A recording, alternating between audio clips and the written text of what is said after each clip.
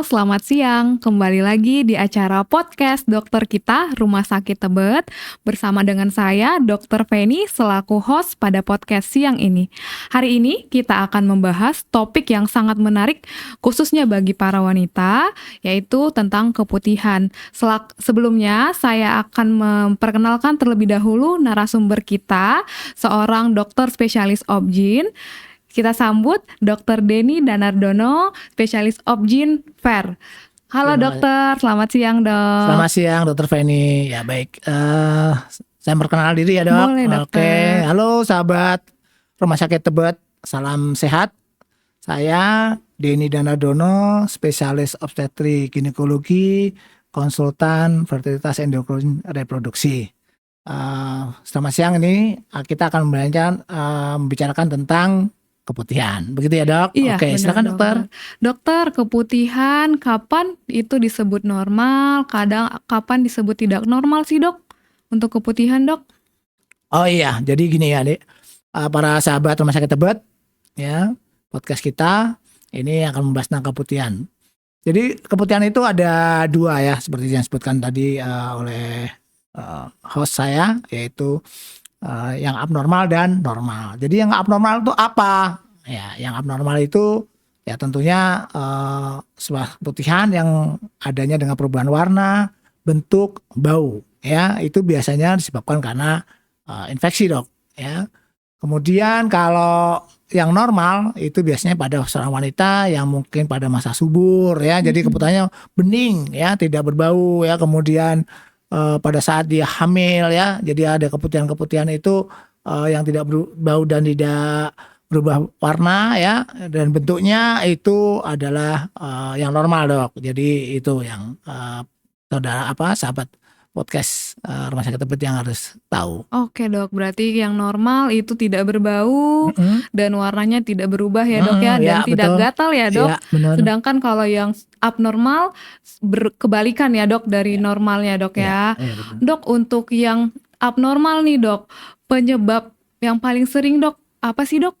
Ya, jadi untuk keputihan yang abnormal ya, sebabnya itu kan karena ada proses infeksi ya biasanya ya, karena proses peradangan dan infeksi ya, adanya kuman ya, bisa kuman ya, bakteri ya, kemudian virus, bisa karena jamur, ya, dan parasit dok. Nah, dari semua penyebab itu beda-beda tuh bentuk-bentuk keputihannya ya.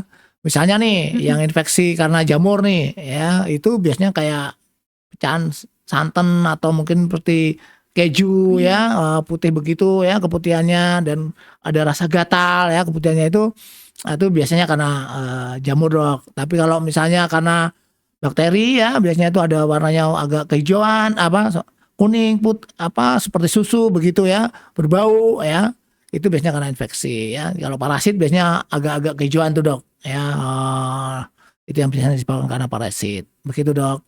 Oke dok, berarti yang tidak normal itu ada berbagai macam ya dok ya penyebabnya, bisa karena virus, bakteri, jamur, parasit ya dok ya. Keputihan yang abnormal itu berbahaya nggak sih dok? Ya pastilah ya, kalau kita melihat sebuah penyakit yang kita biarkan saja ya, kemudian tanpa diobati dengan baik, maka itu akan menyebabkan komplikasi yang lain ya.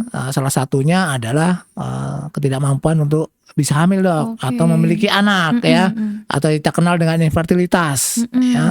Kemudian juga yang paling sekarang ini yang paling kita kenal adanya infeksi karena HPV ya, sebuah virus yang bisa ditengarai menyebabkan munculnya kanker mulut rahim ya. Nah ini banyak menyebabkan angka kematian yang banyak untuk seorang wanita. Nah saya jelaskan ini dok, kalau misalnya seorang wanita mengalami keputihan nih, nggak diobati ya, infeksinya itu bisa naik dok ya, bisa naik ke dalam rahim, kemudian saluran ya, kemudian sampai ke dalam, masuk ke dalam ruang perut ya, kemudian dia menginfeksi di sana, mungkin bisa menyebabkan perlekatan sehingga timbulnya nyeri ya, kemudian mengalami keputihan berbau ya, kemudian lengket semuanya dok, sehingga itu yang menyebabkan tadi itu yang infertilitas, mungkin penyakit kanker dan sebagainya. Oke dok, berarti yang tidak normal itu berbahaya ya dok ya, apalagi tidak segera ditanganin ya dok ya, Berbahaya dok. sampai ke infertilitas ya dok ya, Iya sampai benar. tidak bisa punya Iya. keturunan ya Iya dok. betul. Dok, bagaimana sih cara pencegahannya dan pengobatannya untuk yang keputihan tidak normal dok? Iya. Jadi kita bicara pengobatan dulu lah Oke, ya. boleh dok. Nah, seorang wanita yang keputihan tuh ya sebaiknya kontrol ke dokter, jangan sekali-sekali mengobati sendiri. Karena kita melihat penyebabnya kan banyak tuh, ada infeksi karena bakteri, karena jamur, karena virus, ya, karena parasit. Yang mana nih? Kan kita nggak tahu. Iya, Nah, biasanya dokter nanti yang meriksa nih, oh ini penyebabnya apa? Kalau parasit ya pengobatannya beda dong dengan yang disebabkan karena infeksi karena kuman, atau yang disebabkan karena virus misalnya begitu ya, atau mungkin yang disebabkan karena jamur itu sendiri ya. Jadi pengobatannya berbeda. Ya biasanya dokter nanti setelah melakukan pemeriksaan kemudian mendiagnosis sesuatu sebab dari penyakitnya, maka akan memberikan obat dengan dosis yang tepat dan pemberian obat jenis obat yang tepat juga. Nah, bagaimana pencegahannya? Nah, ini pencegahannya tentunya karena adanya bakteri ya, tentunya kita juga mencegah bagaimana supaya tidak terkena infeksi itu. Nah, biasanya karena paling banyak tuh karena hubungan seksual dok ya, di luar itu akibat hubungan seksual. Terus yang kemudian perilaku. Oke. Perilaku itu karena biasanya mencuci vagina ya. Sebenarnya kita mau tahu bahwa di dalam vagina itu ada sebuah flora normal ya, atau kuman baik lah ya, yang menghasilkan asam ya, asam lactobacillus yang kita kenal itu, kemudian itu mempertahankan pH-nya ya, keasamannya. Nah, biasanya kalau kuman masuk ke situ karena pH-nya normal ya, maksudnya pH-nya seperti biasa tanpa perubahan pH, keasaman itu biasanya kuman mati dok. Nah, tapi karena dia dilakukan misalnya dengan cuci ya, kemudian apalagi sekarang dengan berikan parfum ya, nah itu floranya mati berubah.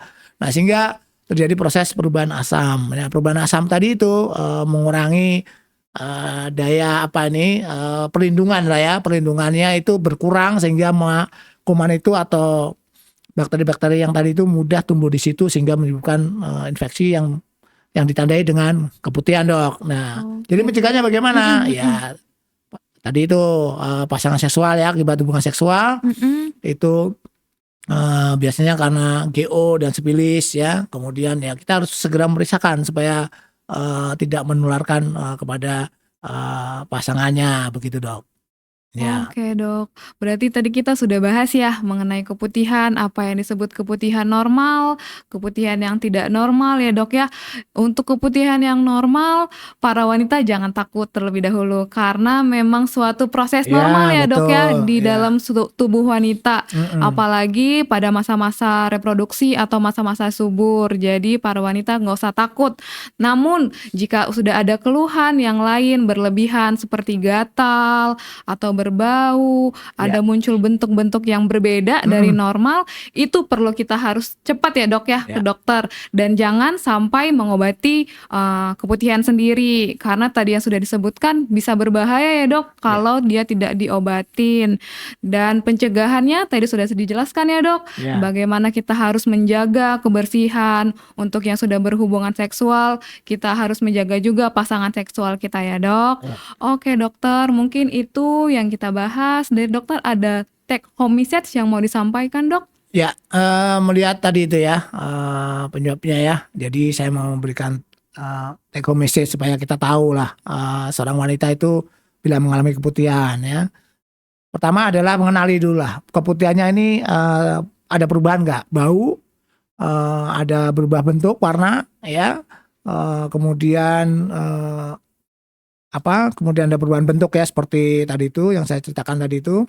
Kemudian yang kedua adalah menjaga kebersihan ya, menjaga itu dengan tidak menggunakan parfum misalnya untuk vaginanya, atau mungkin obat-obatan untuk membersihkan cairan-cairan untuk membersihkan vagina ya.